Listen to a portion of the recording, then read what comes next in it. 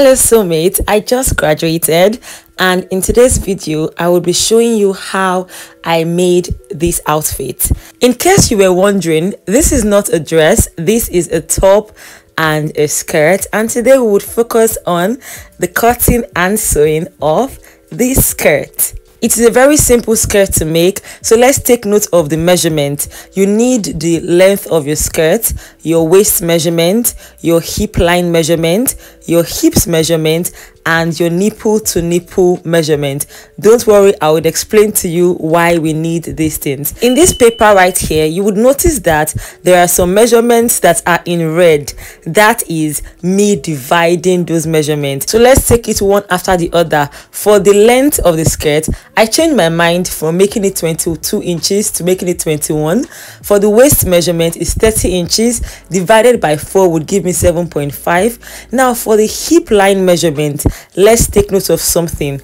An average hip line is usually 7 inches. However, I wanted my skirt to be very high. Because of that, my hip line measurement was longer than normal, so it became 10.5 inches. For the hips measurement, I divided into 4. Then for the nipple to nipple measurement, which is 8, divided by 2. So for you divide your waist and hips measurement by 4, then divide the nipple to nipple measurement by 2, and that is it. Now let's talk about the materials you need.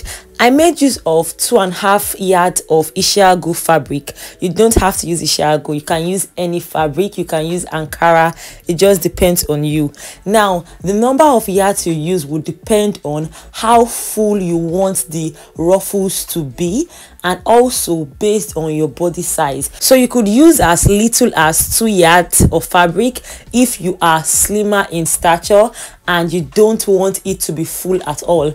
Or you can even use as much as 3 yards, 3.5 yards, depending on your size and what you want to achieve. You also need your lining, your skirt zipper, and your paper stay. The first thing to do is to get your paper and decide how many inches you want your band to be. So I want a band of 2 inches. Now remember I said I wanted a length of 21 inches. Because I'm creating my band of 2 inches, can you see where the sewing tape is touching? Now I'm leaving 2 inches above the sewing tape, and that's how you do depending on how many inches you want your band to look like. So right now I have measured the length of my skirt, which is -2 inches. Then I also added 2 inches extra as folding allowance. Don't worry, I would explain why later. So let's start with the main drafting of this skirt. The first thing to draft would be your waist measurement. So you take down the waist measurement. For my client is 7.5 inches. You add 1 inch as seam allowance, then 1 extra inch as dart allowance. So that will be your waist measurement. Now next we are going to be taking our hip line measurement.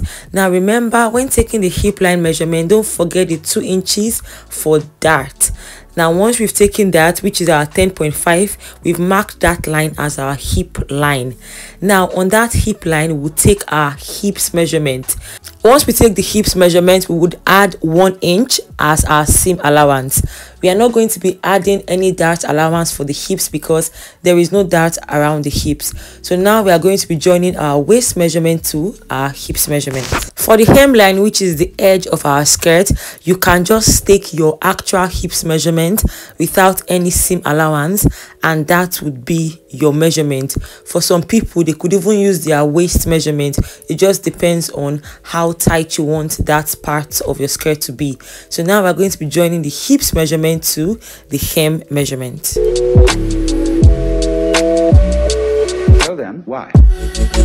The last thing we'll be doing relates to the front part of your skirt. So we'll just go down by 1 inch, then connect our waist measurement to that 1 inch. This makes the front part of your skirt firmer because it does not have butt to hold it down. The last thing we are doing is to cut our pattern paper, then affix upon our fabric. Some people cut the front and back parts of their skirts together. I rarely do that. Right now, I'm cutting just the front first.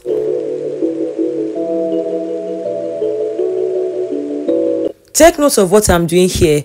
Remember that the 1 inch that I went down on for the waist measurement was for my front part, but I will still cut it as normal because I would use this front pattern to cut the back pattern. So I will still leave it like this. Once you've cut the front pattern, cutting the back pattern is the simplest thing in the world, because all you need to do is to fold your fabric, add 1 inch as zipper allowance, then just cut as normal. Take note of what I'm folding right now.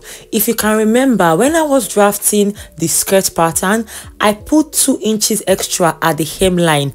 Now that's the 2 inches I am folding right now, and I will tell you why. By the way, both my front and back patterns are folded together.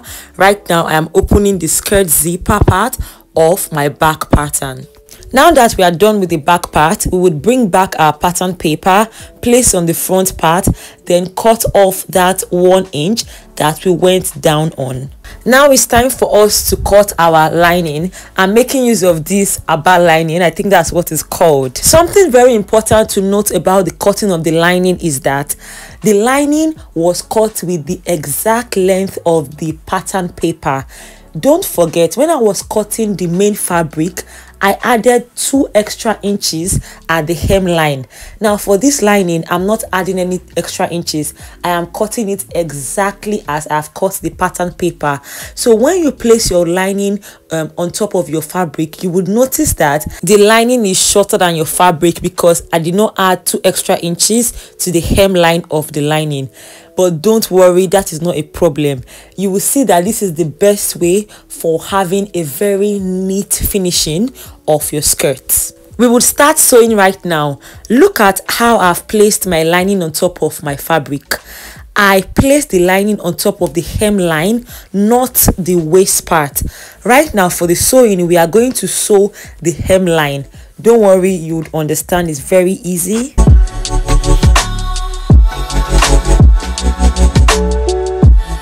Now that we've sewn it, this is what it looks like. By the way, my sewing is always the good side of the fabric facing the good side of the lining, and this is what it looks like. By the time we turn it to the normal side, it is going to look like this. At this point, if you join the waistline of your fabric with the waistline of your lining, this is what it will look like. Then the inside will be so neat. Now we'll repeat the same thing for the back part of the skirt. Look at it. This is how you will get a perfect finishing. This is the inside of your skirt, still looking as neat as the outside. If you are enjoying this video, please give it a like and subscribe if you've not done so already. Right now, we would be fixing our dart. Remember our nipple to nipple measurement that we took. So this is the front part of our skirt. We would fold it into 2, then take our nipple to nipple measurement right now. Then for the length of the dart, I usually use 4 inches, and that's enough. So I use my ruler to ensure that I'm marking it. I'll do the same thing for the other part.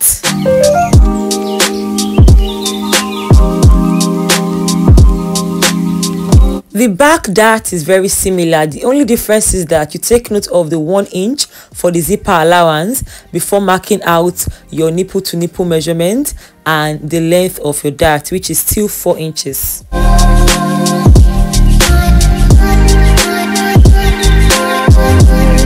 Now we fix the dart. The next part, which is the most important part of this skirt, would be the side ruffles. So we are going to get our fabric and decide on how long and full you want your ruffle to look like. I wanted mine very full and very long. To that effect, my width was 30 inches and my length of the ruffle was about 54 inches. The next thing to decide is what side of your skirt you want the ruffle to drape through. For me, I wanted it to be my right hand part. So I knew that as I was sewing, I'll be placing my ruffles in the left hand side, because obviously by the time I wear it, it will now become my right hand side.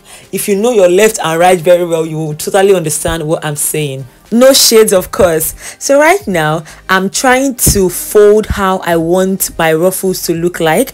I'm using my pin to hold it in. Now for the sewing, the first thing I'm doing is to generally fold the 4 corners of the ruffle. Whilst we are on the subject, let me tell you some things about this ruffle. For some people, we may even need to join some parts of the ruffle so it will be full, just like me, as you can see my joining, because I wanted with 30 inches and length 54 inches. Now if you want something as full and as long as mine, bear in mind that it's not going to be very easy to sew. You would need to be very deliberate about your sewing, especially if you use a fabric as hard as the Ishiagu fabric. Obviously, if it is a light Ankara fabric, you may not have issues. Although I did not have issues, I want you to know that the fuller you want your ruffles to look like, the more work you would have to do. Now all I have done is to go to my sewing machine to pleat one side. You can pleat, you can do gathers, it just depends on what you want. So I have just pleated one side of my skirt, and this is what it looks like. Remember, this is just the front part of my skirt. At this point, you can very conveniently join the back part of the skirt to the front part of the skirt, but you have to be careful because the ruffle is just joined to one part of the skirt, not the other part, so ensure that you don't entangle it. So we have successfully sewn one part. Now the next part of the skirt, which is the back part, is very important. Now remove the ruffle away from the sewing because we just want to join the skirt. We are not joining any other part of the ruffle because it's already joined to one part. So right now we would sew with our 1-inch seam allowance, and voila, we have our skirt. See, our ruffle is still here on its own. Right now we are going to be joining the ruffle to the main part that we want it to flow through. Now we are going to be very careful in this joining, ensuring that whilst we are joining it, we do not mistakenly sew both our front and back parts of our skirts together. This part of the sewing would require patience, especially if your ruffle is very full. You will just gently be pleating it the same way you gently pleat the same way you gently pleated the part you've already made. We are going to be doing the same thing for the other part.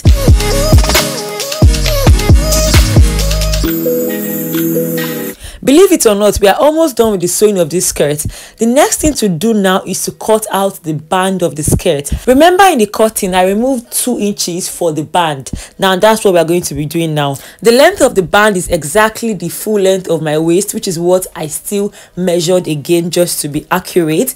Then for the width of the band, remember I said it's 2 inches, so I folded this fabric into 2 because it's still 2 inches I'm going to be using, but I'll be adding ½ inch just for allowance, so in total it's going to be 2.5 inches as the width of this band. I also cut out my hair stay to make the band very firm. Of course, I ironed the hair stay before joining it to the band. Now the last thing to do is to fix the back part of the skirt, which obviously is the zipper as well as the slit. Now this skirt is actually quite short. For some people, they may not even need a slit because it is very short.